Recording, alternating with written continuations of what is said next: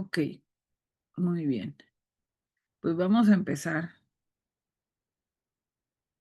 a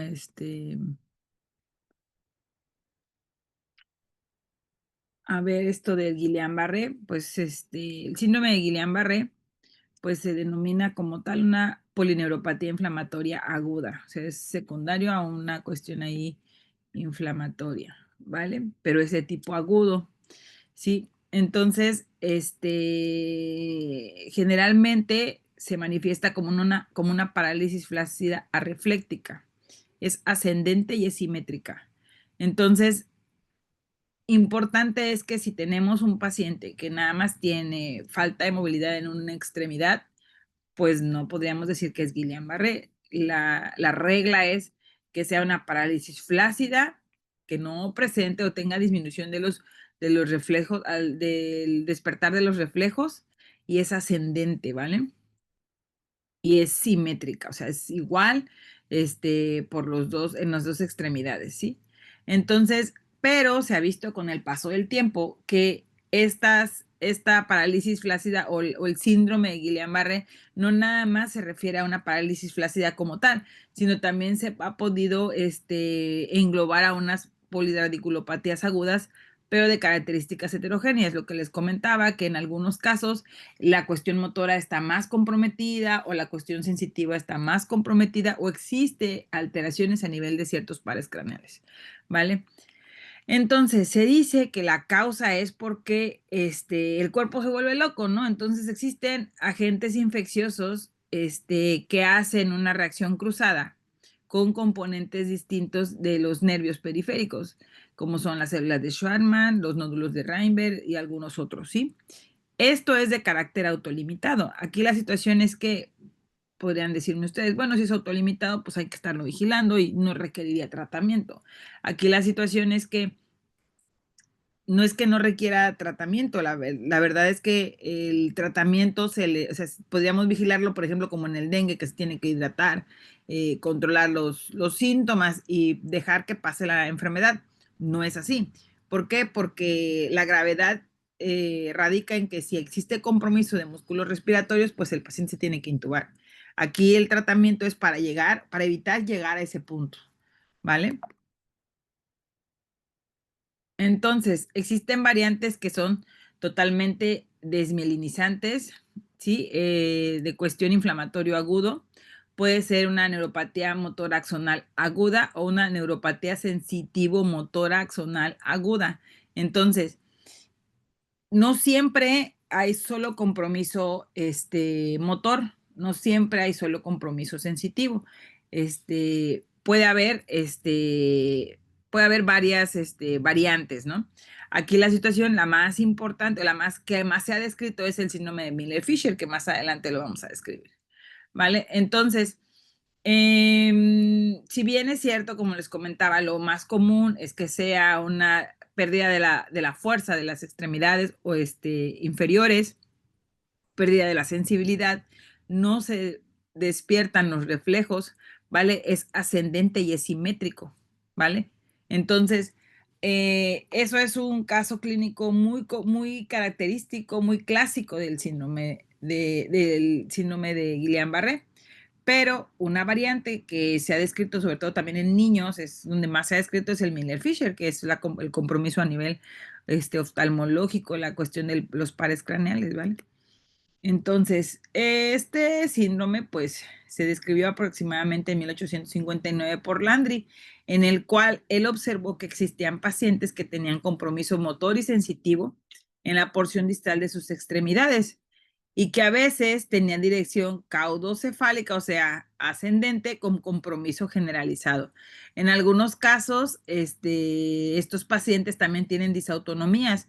Entonces, ¿qué quiere decir? Pueden hacer taquicardia, pueden hacer de repente periodos de hipotensión, ¿vale? Y en algunos casos, en los casos más graves, se ha podido describir que pueden cursar con choque neurogénico. Entonces, por eso esos pacientes se tienen que ingresar, porque en primer lugar, pues como ya les comentaba, el tratamiento se encamina a evitar la cuestión de gravedad.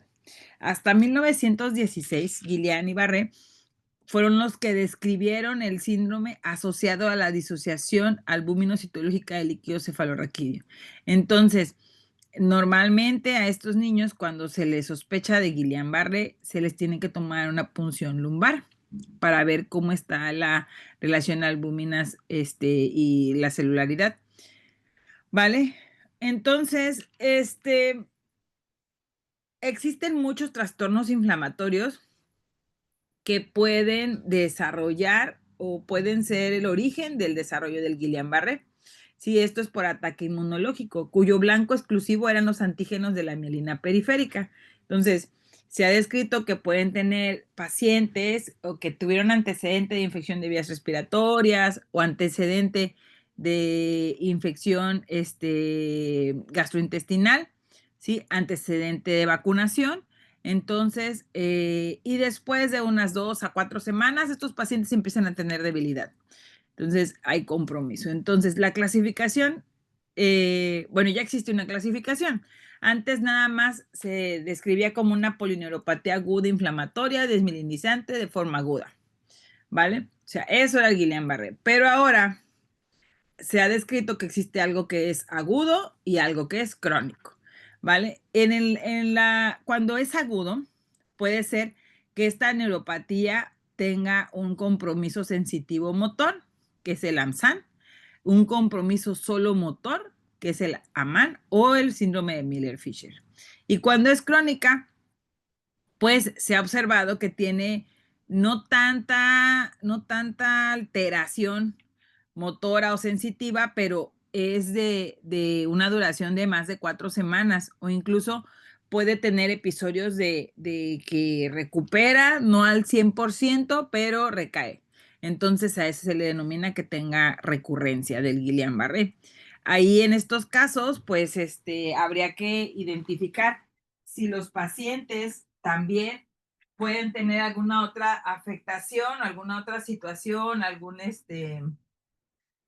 otra situación que a ellos les desencadene esta alteración sensitiva y no ¿cómo se llama? O motora, y no sea un síndrome de Guillain-Barré como tal. Entonces, todavía esta clasificación en la cuestión de la cronicidad todavía no está tan bien descrita, ¿vale? Entonces, ¿cuáles son los tips? ¿Qué es lo que yo tengo que buscar? Mis pacientes, el niño va a llegar o la mamá va a llegar porque el niño se cae, ¿sí?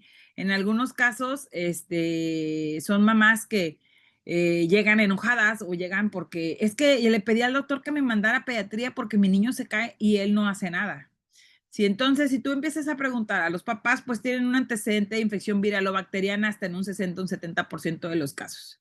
Y empiezan a tener manifestaciones de parálisis desde el primero a los 28 días después de este periodo de infección.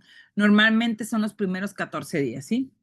Con frecuencia tienen una polineuropatía aguda inflamatoria desmielinizante de forma aguda, o sea, valga la redundancia.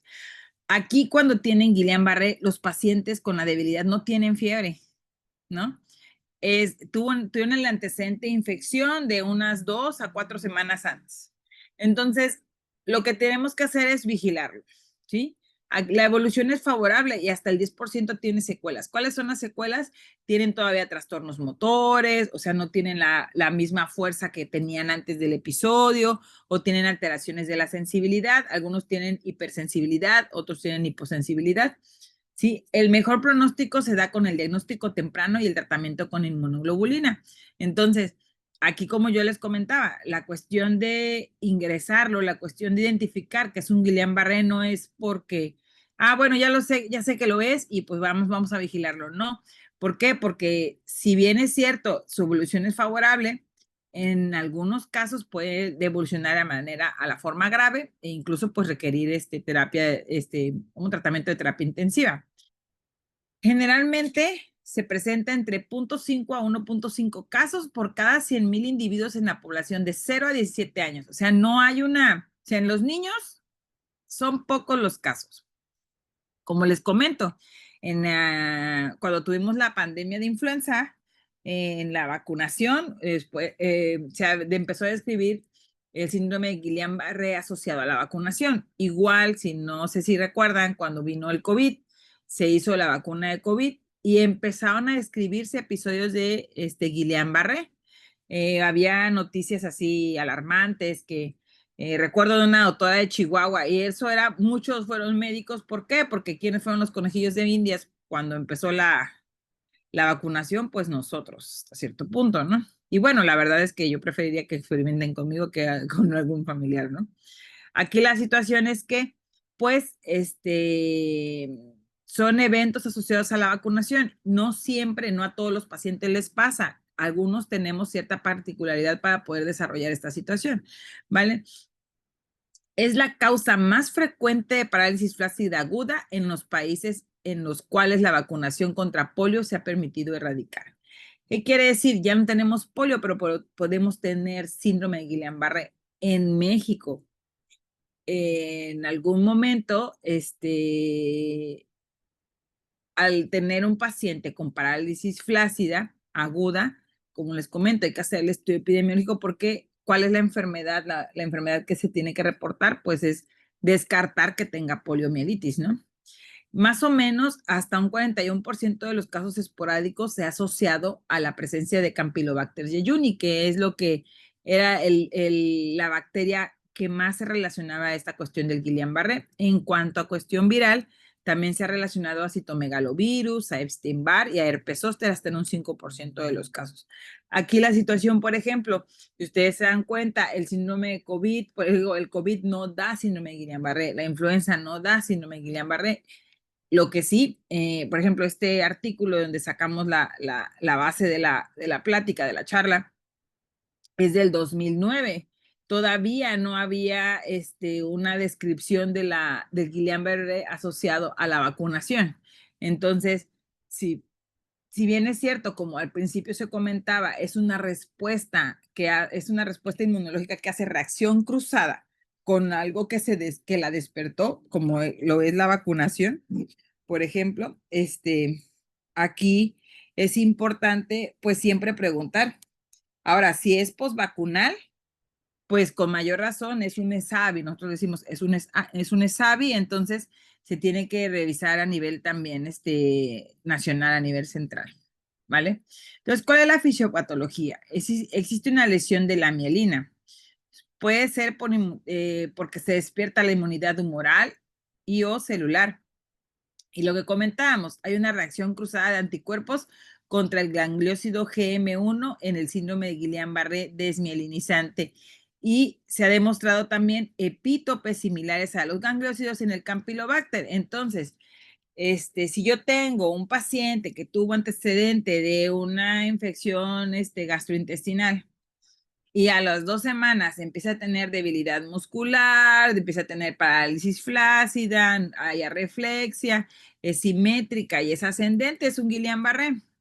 Entonces, nuestra obligación es hacerle los estudios para poder descartar esta asociación o confirmar esta asociación.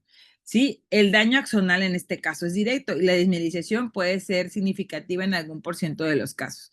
Entonces, aquí en esta tabla que viene en la parte derecha de su pantalla, se observan qué subtipos se relacionan a la presencia de anticuerpos, ¿no?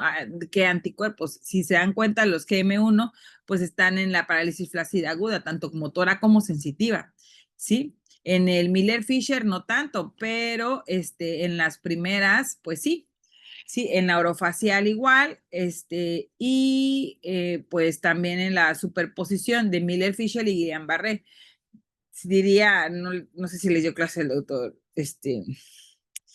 doctor Villegas, pero decía él, se puede ser feo cacarizo, o sea, tener Guillain-Barré y tener manifestaciones de Miller-Fisher. Entonces, eso es una cuestión o denota más gravedad, porque la desmielinización no nada más es ascendente, no, la lesión no nada más es ascendente, sino también en otras partes, ¿no? Entonces, ¿cuáles son las manifestaciones clínicas? Como les digo, lo más común, lo más común es que exista debilidad muscular, ¿sí? Empieza a tener alteraciones motoras y sensitivas, ascendentes. Hasta en el 90% de los casos son pacientes que empiezan con parestesias. Puede ser en las manos, en los pies, seguidas de debilidad simétrica distal en las extremidades inferiores. Pueden pasar horas o pueden pasar días, ¿sí? De que esta debilidad pues se presenta, y es por eso que las mamás dicen, es que al principio dice, ay, el niño anda corriendo, se cae, se tropieza, pero se puede tropezar una vez, no sé, a la semana, no sé, 2 veces a la semana, pero no 4 veces en el día, ¿no? Entonces, las mamás, siempre les he dicho, si las mamás les dicen algo, créanles, porque ¿quién conoce más a los niños? Las mamás, ¿no? Entonces, puede haber pues esta debilidad y ya lo ves, lo buscas y empieza a tener falta de sensibilidad de manera ascendente, ¿vale? Puede también comprometerse las extremidades superiores y en este caso, cuando se empieza a comprometer la extremidad superior, es un caso severo. ¿Por qué? Porque también puede comprometer la musculatura respiratoria. Aquí la cuestión es que se paraliza el diafragma. Se paraliza el diafragma y el niño ya no puede respirar.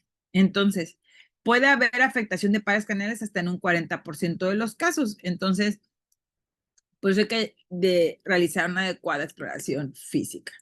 ¿Vale? Las manifestaciones clínicas, pues puede haber parálisis facial bilateral, sobre todo compromiso del séptimo par, ¿sí? Que es la neuropatía craneal más frecuente. Y en este caso, cuando tienen parálisis, es común el dolor. Entonces, si bien es cierto, existe la poliradiculopatía, es simétrica y ascendente, cuando existe compromiso de la cuestión de los pares craneales, hay cierta hiperestesia y por eso presentan dolor, ¿sí? Entonces, los niños tienen debilidad simétrica de las extremidades inferiores, los reflejos están disminuidos o no se despiertan, ¿sí? Hay discreto compromiso sensitivo, o sea, sí siente, a lo mejor no tanto, pero puede sentir, ¿sí? Y pero sí no puede mover las piernas, por eso se cae, no puede levantarse. El caso clínico que ingresó al hospital, esa niña tenía 1 año, 6 meses, aparentemente sin cuadro clínico previo de infección de vías respiratorias ni de gastroenteritis, tampoco antecedente postvacunal o antecedente de vacuna. No sabemos si haya hecho o hizo un episodio de infección que la mamá ni se dio cuenta, ¿vale? Entonces, o no usó fiebre grave, no hizo alguna situación así que llamara la atención de la mamá para tener ese antecedente tomado en cuenta. La niña llega porque en efecto, la niña se cae. Tiene una semana que se anda tropiece y tropiece y tropiece, pero ese día llegó al hospital porque ya no se podía parar. O sea, no podría, o sea, no debería llegar así. O sea, a lo mejor debería llegar que no puede caminar muy bien, pero ya que no camine, la niña se quedaba en el suelo, la querías parar y se caía. Se tropezaba y aparte, pues la llega porque no se puede parar, la niña se intenta parar, se va hacia enfrente y se pega en la cabeza. Entonces, pues llegó por el traumatismo, pero le dice la mamá, es que sabe que se cae porque no se puede parar. ¿Cómo? Ya la revisan, no, pues es un Guillain-Barré, ¿vale? Tiene síndromes autonómicos hasta en un 50% de los casos. Puede tener disritmias cardíacas, o sea, pueden hacer arritmias de repente, extrasístoles, puede haber hipotensión ortostática, puede haber hipertensión arterial transitoria. En este caso, como es de origen neurológico, pues con alfa-metildopa se controla, ¿sí? O puede ser persistente. Puede tener hilio paralítico, disfunción vesical. Estos niños luego hacen globo porque precisamente porque tienen alteraciones en la sensibilidad y en la cuestión motora, no orinan. Sí, entonces, y hay alteraciones en la sudoración. Son pacientes que pueden estar haciendo fresco y están sudando. Entonces, hay manifestaciones autónomas. ¿Sí? Y hasta el 90% pueden llevar o pueden tener compromiso neurológico hasta las 4 semanas. Entonces, lo normal no es que tenga gripa y a la semana le dé Guillain-Barré. Lo normal es que más o menos a las 2 semanas empiece a tener debilidad muscular. Sí, empieza a tener esas alteraciones, puede tener parálisis, entonces siempre hay que considerarlo, ¿vale? Hasta las 4 semanas todavía es permisible, ¿no? Entonces, les comentaba que puede haber otro que es sensitivo motora, ¿sí? Con nula o mínima desmielinización. Estos pacientes pues recuperan más rápido con respecto a los que sí desmelinizan, ¿no? En cambio, puede persistir o puede presentarse que sea solo compromiso motor, que sea agudo motor, o sea, siente muy bien, pero no puede caminar o no puede mover las extremidades, ¿vale? Hasta un 20% de los casos en el mundo occidental son de este tipo, hasta un 70% en el norte de China y se asocia con mayor frecuencia de infección con Campylobacter jejuni. Entonces, es por eso que es importante realizar un buen interrogatorio y una buena exploración física. ¿Por qué? Porque si yo veo que tiene más compromiso motor que sensitivo, muy probablemente sea por Campylobacter y no sea por otra cosa. O sea, que sí sea un Guillain-Barré, pero que sea asociado al Campylobacter. Y otro es el Miller-Fisher. El Miller-Fisher, los pacientes sí pueden caminar, pero tienen ataxia, ¿vale? Hay oftalmoplegia y arreflexia. Y más o menos en este caso sí se presenta hasta la primera semana de que presentó el cuadro de infección o la vacuna o la situación esta, ¿sí? El primer signo es la diplopia y la disparesia facial, o sea, puede tener cierta parálisis y el niño ve doble, ¿vale? Hay oftalmoplegia en rectos superiores en un principio, después los laterales y los rectos inferiores terminan con los rectos inferiores y puede haber fenómeno de Bell también. ¿Alguien se acuerda cuál es el fenómeno de Bell? ¿Alguien me lo puede explicar? Hablen. Pregúntenle a ChatGPT. ¿Mm? Bueno, dice que el fenómeno de Bell, ¿sí me escuchó? Sí, adelante. Es un movimiento reflejo normal del ojo que sucede cuando intenta cerrar los párpados con fuerza y el globo ocular se desvía hacia arriba y hacia abajo y hacia afuera automáticamente. Y esto pues dice que es un mecanismo de protección y ocurre porque cuando el párpado intenta cerrarse, el ojo rueda hacia arriba para proteger la córnea. Y Exacto. pues esto es controlado por el nervio facial y el nervio oculomotor. Entonces, si yo tengo parálisis del séptimo par, no voy a tener fenómeno de Bell, ¿no? Ujú. Porque eso es normal. Lo normal es que cuando yo cierro los ojos o cuando nos dormimos, aquellos que no sé si se han dado cuenta en algunas personas, no diría mi abuelito, no le alcanzan las persianas y se ve como el ojo, la pupila se hace hacia arriba. Eso es un mecanismo normal. Cuando tenemos este síndrome de Miller-Fisher, se pierde. Entonces, no tiene ese reflejo protector. Entonces, si no tiene ese reflejo protector, existe parálisis, ¿qué pasa? Puede haber alteración en la córnea. Después es importante que en estos pacientes se identifiquen, porque igual también se les da gamma globulina, pero en estos casos pueden desarrollar úlceras corneales. ¿Por qué? Porque pues no parpadean, ¿vale? No parpadean como normalmente se debe parpadear. Entonces aquí la situación es que, gracias a Dios, no hay insuficiencia respiratoria ni parece severa y la recuperación es total en el 100% de los casos. O sea, si le da síndrome de Miller-Fisher, pues no es tan malo, es pronto, o sea, no lo vas a intubar, no va a tener disautonomías, no se han descrito disautonomías en estos pacientes, pero, y se recuperan de manera, al 100%, más o menos hasta las 4 semanas, esto sí, pero sí se recupera al 100%. Entonces, déjenme ver si sí se puede ver, ajá. Este,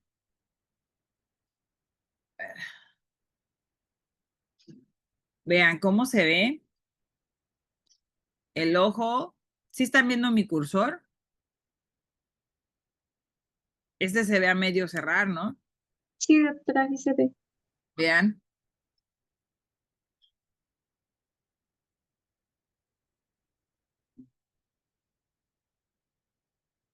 Los dos tienen parálisis, pero está más comprometido el del lado,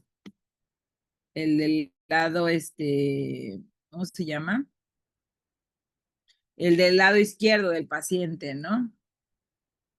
A ver, vamos a ver el otro. Y este paciente, esta paciente, no, gracias.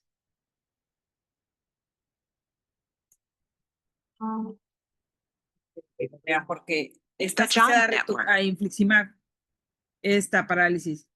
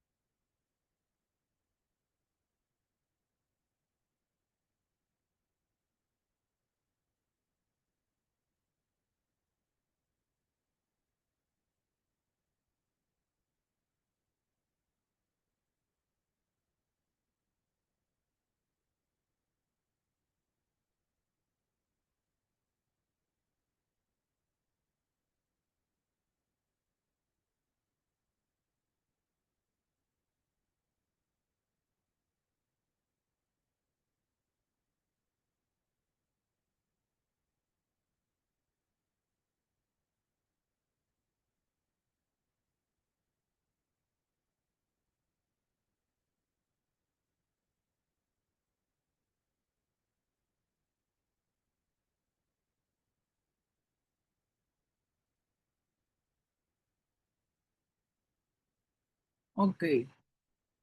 Entonces, ¿se dieron cuenta cuál fue el ojo comprometido?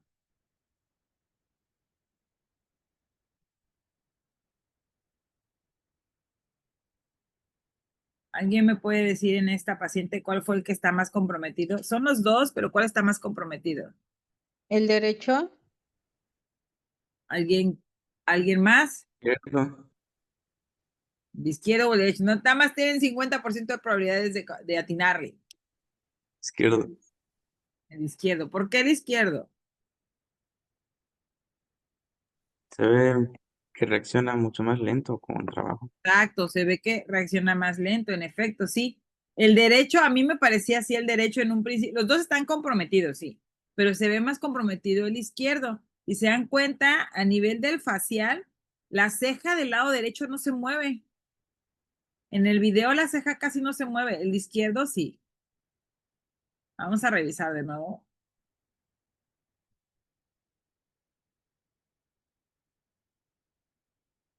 ¿Ven? Esa ceja sí se mueve, esta casi no. Pero este ojo tiene mejor reflejo pupilar que el otro.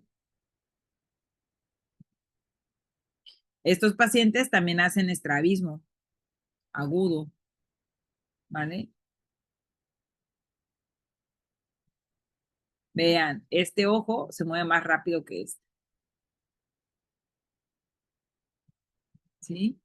Ahora, conforme va pasando el tiempo que lo está moviendo, como que se mueve más rápido, ¿no? O sea, como que empieza a aprender a moverse. Pero vean, este incluso se ve con más estrabismo, ¿sí? Ahora, aquí le está provocando estrabismo. ¿Y cuál es el que se mueve más? Este. El otro se queda más recto, ¿vale? Y aquí el reflejo pupilar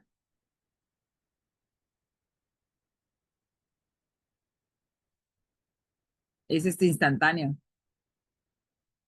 Vean, el otro tarda, se ve cómo se mueve, ¿vale? Entonces, sí, por eso es importante, pues, que lo identifiquen, ¿vale? Bueno, pues vamos a continuar. Mm. Bueno, entonces ese es el Miller-Fisher. El Miller-Fisher, entonces, ¿cuáles son sus tres características, chicos? Alguien que pueda contestar.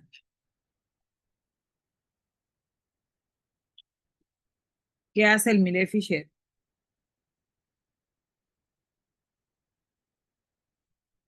¿Mm?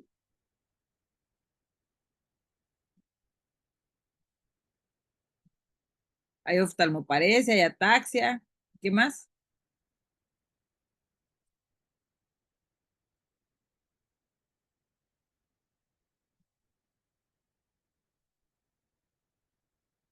¿Qué más hace? Reflexia. Areflexia, muy bien. Entonces, y ese no hace compromiso respiratorio, recuerden. Entonces, es una variante de Guillain-Barré. Entonces, ¿cuáles son los criterios clínicos del síndrome de Guillain-Barré? Uno son los signos para el diagnóstico, que es debilidad motora progresiva que compromete más de una extremidad. Y es aguda, ¿vale? Areflexia o marcada hiporreflexia. Signos que lo apoyan: ausencia inicial de fiebre, progresión en días a pocas semanas, comienzo de recuperación de 2 a 4 semanas después de cesar la progresión y debilidad relativamente simétrica. Signos y síntomas sensitivos leves, compromiso de pares craneales. Estos signos que lo apoyan no siempre se presentan. Elevación de la proteína en el líquido cefalorraquídeo después de la primera semana de síntomas, enlentecimiento de la conducción nerviosa y prolongación de la onda F y disfunción autonómica. Entonces, pueden ser pacientes que pueden tener disautonomía, sí. Pueden tener compromiso de pares craneales, sí. Lo que siempre deben de tener es debilidad motora progresiva, que es simétrica, es ascendente y que no tiene hiporreflexia o no se pueden despertar los reflejos, ¿vale? El diagnóstico neurofisiológico, pues si bien clínicamente podemos decir que es un síndrome de Guillain-Barré, ahora sí que tendremos que hacerle una electromiografía para nosotros poder establecer que sí lo tiene. Y estas son las alteraciones en la electromiografía: bloqueo de la conducción motora de manera parcial o total, velocidad de la conducción nerviosa disminuida, dispersión temporal anormal, prolongación de las latencias distales, prolongación de la onda F y abolición del reflejo H. Entonces, pues eso, pues generalmente se le hace la electromiografía y pues hay que buscar que tenga estas alteraciones, ¿no? En cuanto al diagnóstico diferencial, pues si tenemos parálisis flácida aguda, pues hay que descartar que no tengamos una meningoencefalitis, una encefalitis de tronco cerebral, una ectasia cerebelosa posinfecciosa, puede pasar, ¿sí? Que tengamos alguna compresión medular, una encefalomielitis aguda diseminada, poliomielitis, que es lo principal que tenemos que descartar, alguna infección enteroviral, ¿sí? Infección por virus del oeste del Nilo, parálisis por garrapata. Si bien la rickettsiosis sí existe en México, es más común, por ejemplo, en el sur de Estados Unidos, en Texas, ahí es súper común. La parálisis por drogas o toxinas, ¿vale? Difteria, porfiria, botulismo, miastenia gravis. También la miastenia gravis se asemeja, ¿sí? A diferencia de esto, pues existe elevación de CPK. En el Guillain-Barré no es así. Miositis aguda infecciosa, ¿sí? Miopatía del paciente crítico y miopatías metabólicas. Esto sobre todo pues en pacientes muy pequeños que nunca han caminado y que probablemente pues se asocia a alguna alteración ahí.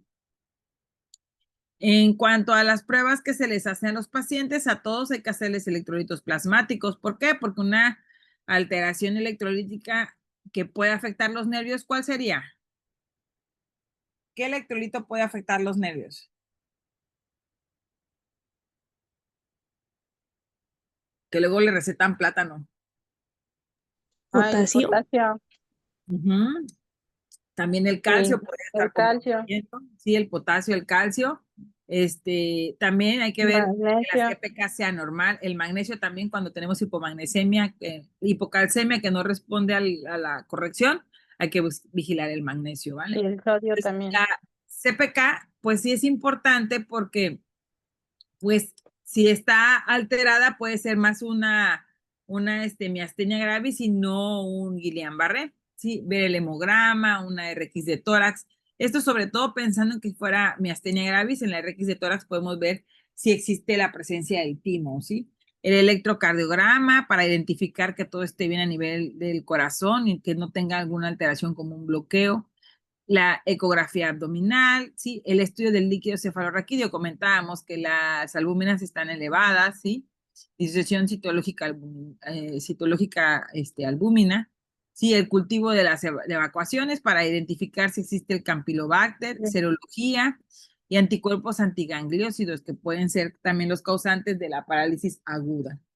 También se ha demostrado que la exposición o la intoxicación de metales pesados, por ejemplo el cadmio, se asocia a parálisis aguda, pero no es bilateral, es asimétrica, ¿vale?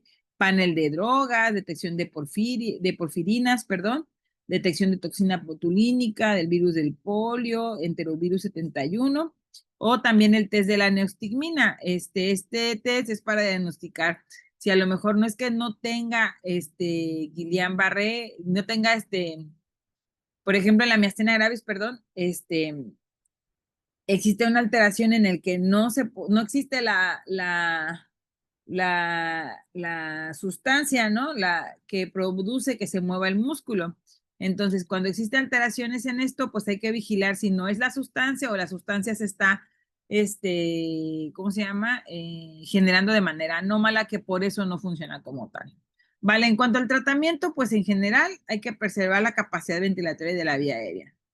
Hay que tener monitorización cardiovascular por aquello que comentábamos que tenían disautonomías, ¿no? Tratamiento de los trastornos autonómicos, arritmias, hipertensión, hipotensión, prevención y tratamiento precoz de las infecciones, por estar postrados pueden hacer infecciones, nutrición e hidratación adecuadas y prevención de escaras cutáneas, pues los niños no se pueden mover.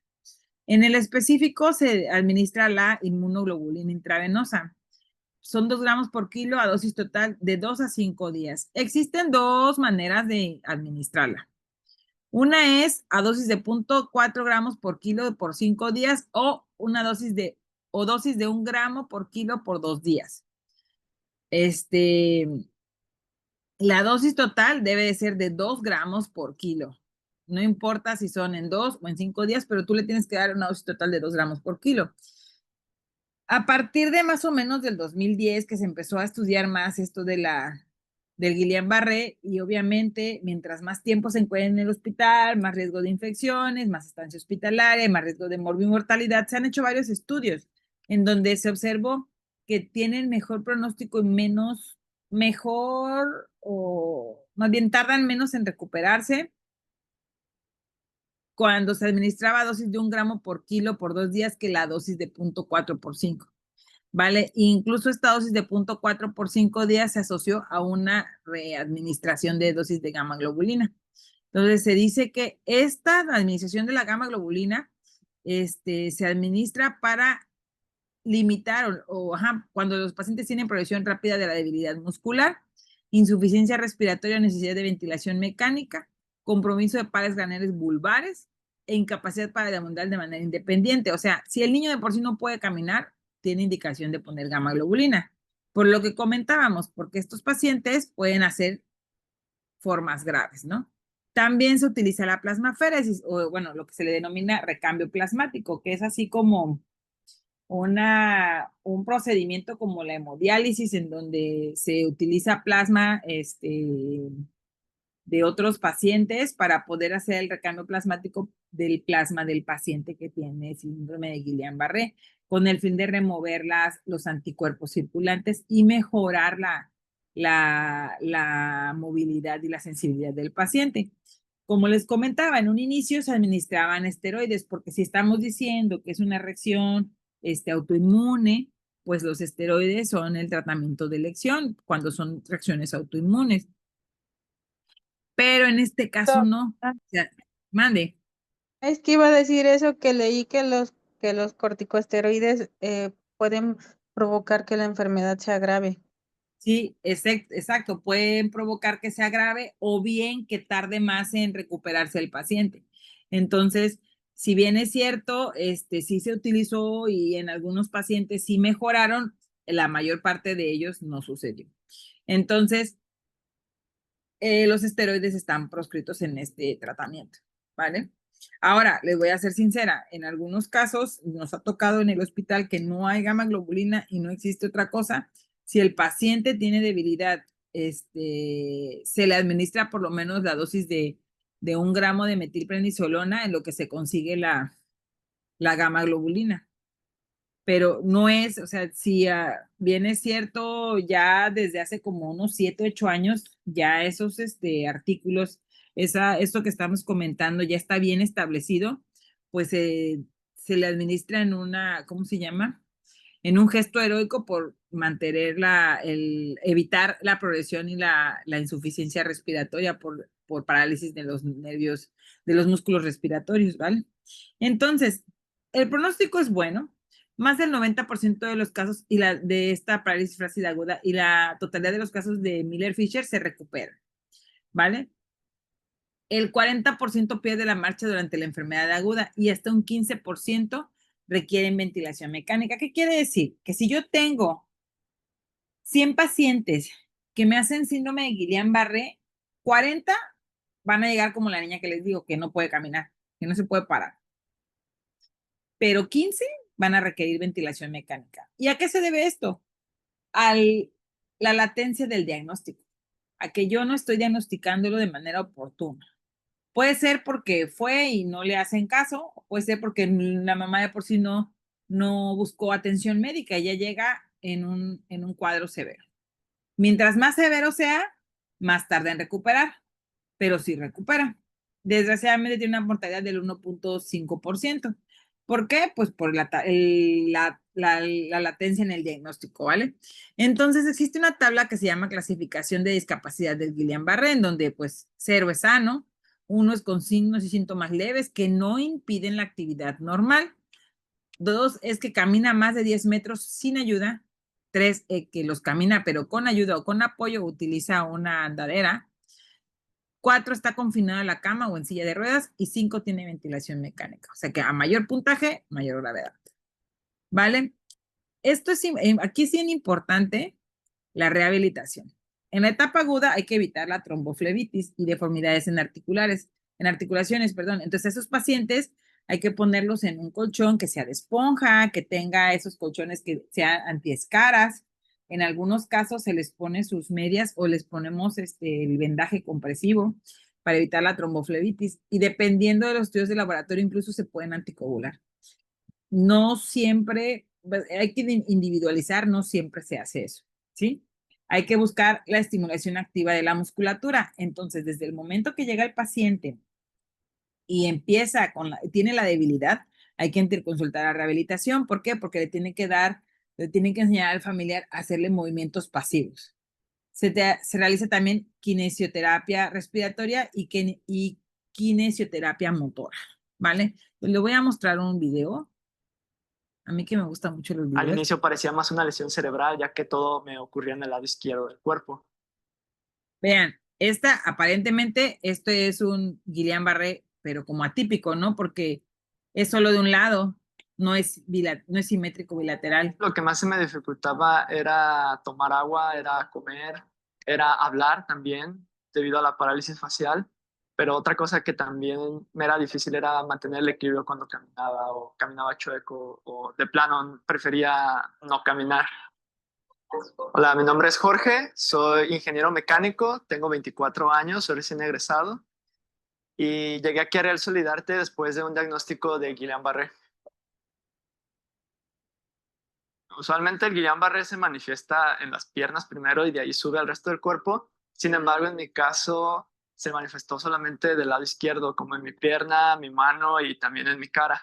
Entonces, eso al principio dificultó mi diagnóstico. Más o menos estuve como un mes entre que no sabían qué era, ya que pues buscaban más un tumor cerebral o un daño cerebral. Mi enfermedad se originó después de una infección en el estómago, una infección pues común. Sí dejé de hacer muchas cosas, dejé de manejar, por ejemplo, dejé de salir a la calle. Eso sí fue un golpe, la verdad. Después de muchos estudios me hicieron una electromiografía que confirmó el diagnóstico de Guillain-Barré. Mi neurólogo me indicó venir a rehabilitación, entonces yo empecé a buscar en internet lugares que se especializaran en neurorehabilitación y así fue como encontré a Real Solidarte. Vi sus videos en su página de internet y así fue como me motivé a venir y a contactarlos. Desde el principio me hicieron una evaluación, la cual me transmitió bastante tranquilidad, ya que me daban un pronóstico bastante favorable. Entonces, pues así sin más empezamos al día siguiente a tomar terapia, empezando con mi parálisis facial y ya de ahí también ejercicios para mi pierna para poder recuperar el equilibrio. A pesar de que Guillain-Barré puede ser una enfermedad que te puede llegar a postrar en cama, yo dentro de lo que cabe tuve bastante suerte de que solo me afectó en zonas muy localizadas. Sin embargo, he visto aquí casos bastante fuertes en los que las personas pierden completamente su movilidad. Aún así, a pesar de que sea leve, a pesar de que no sea tan fuerte, no debemos de subestimar nunca los problemas de salud y siempre hay que buscar atención de profesionales. Ya llevo 3 meses aquí en terapia y desde el principio vi una mejoría muy rápida. No fue mucho el tiempo que tardé en poder caminar distancias más largas, ya poder pronunciar mejor las palabras. Lo que les recomendaría a las personas que tienen padecimientos similares es que el tiempo es crucial. Inicien lo más pronto posible con su terapia y también les recomiendo mucho que vengan aquí a Real Solidarte. Es un lugar muy bonito, la gente aquí es muy amable y la verdad es que muy encariñado con todos. Real Solidarte, especialistas en neurorehabilitación. Vean, entonces, ven lo que él dice, ¿no? Tardaron mucho en hacerme el diagnóstico. Y pues por eso estuve un mes ahí peregrinando a ver qué onda. Y la verdad es que no es común que en una persona adulta que tuvo un cuadro diarreico desarrolle Guillain-Barré. Lo más común en adultos jóvenes como él es que pueda tener que pueda tener un tumor de sistema nervioso central. Cualquiera lo hubiera pensado, o pueda tener alguna así, un moyamoya, una cosa de esas, ¿no? Pero pues no, pues fue un Guillain-Barré y pues hasta la electromiografía se dieron cuenta. O sea, no era simétrica bilateral, ¿no? Como él lo menciona. Aquí hay otros 3 videos, que son videos cortos, este es un chavo. Detrás de cada historia hay Son videos cortos, se llaman reels, ¿no? horas y horas de dedicación. Y eso solamente tu familia y tú, Osvaldo, lo saben. Lo que sí te puedo decir en tu proceso de rehabilitación del síndrome de Guillain-Barré no ha sido nada fácil. Y has aprendido a manejar esta situación con una madurez impresionante.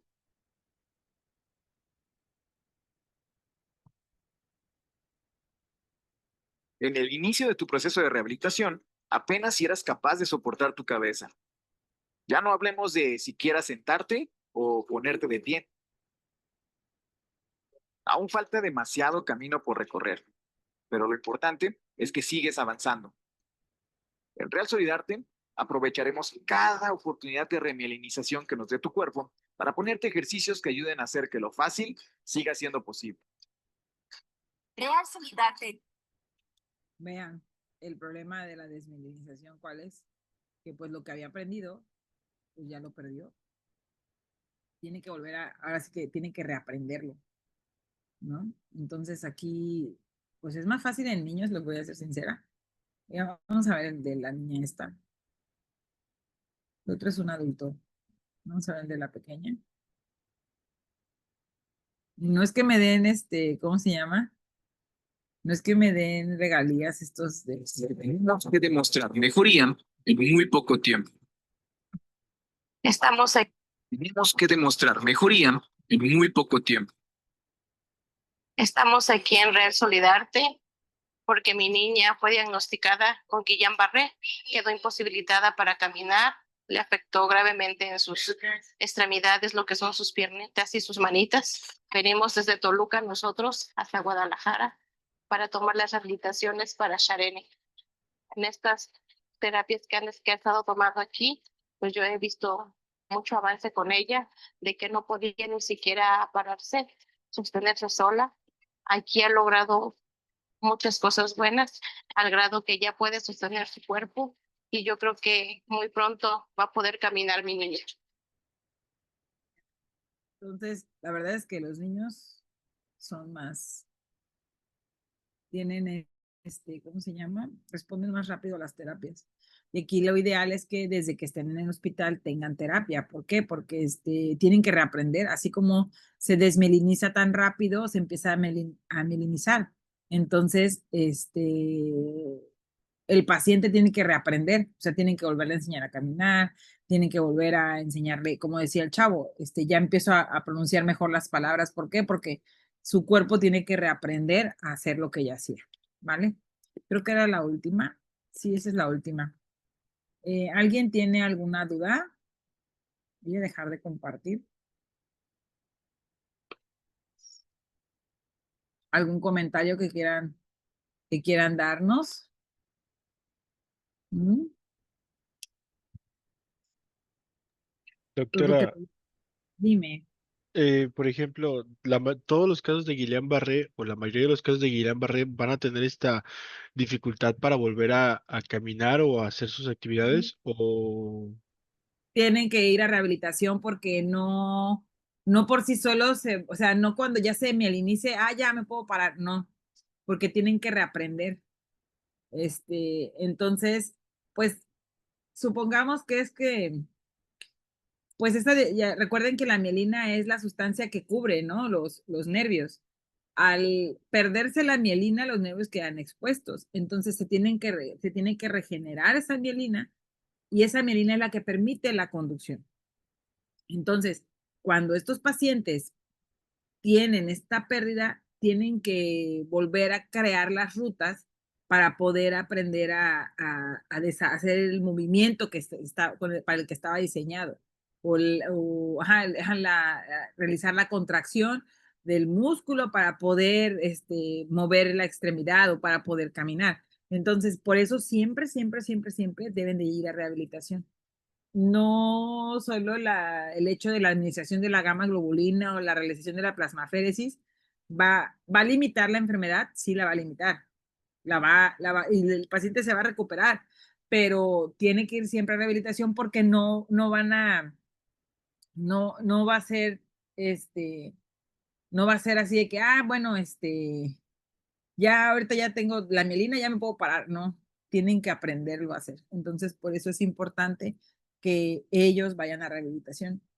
Vean, el chavo dice, llevo 3 meses en rehabilitación. Sí, díganme. Pierden mucha masa muscular.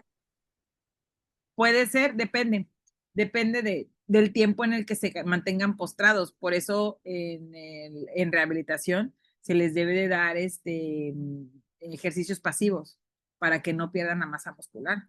También en algunos casos, dependiendo del tiempo, si hacen sarcopenia, pues, dependiendo del tiempo, sí se ajusta se le da el ajuste de proteínas con nutrición para que ellos, obviamente no le vamos a dar, no, pues le tocaban 30, le vamos a dar 50 para que se recuperen, ¿no? O sea, se les va dando de manera, paulatina un ligero incremento de las proteínas, pero recuerden, la masa muscular no nada más se hace, pues, tomando proteínas, sino también realizando el ejercicio y demandando el movimiento. ¿Algo más?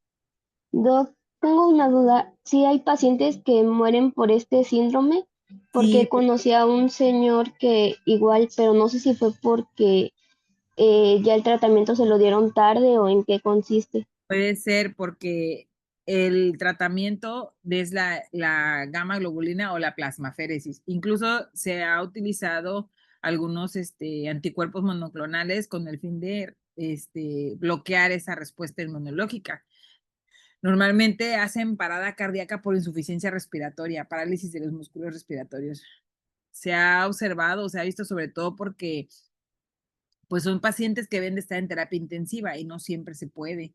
Entonces hay que estar vigilándolos, se dejan de respirar, no pueden respirar, se ahogan y por eso fallecen. Sí, sí, pueden fallecer. ¿Alguien más?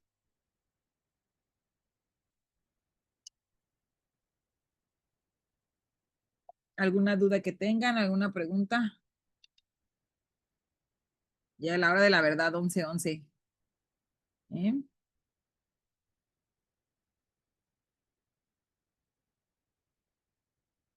Muy bien.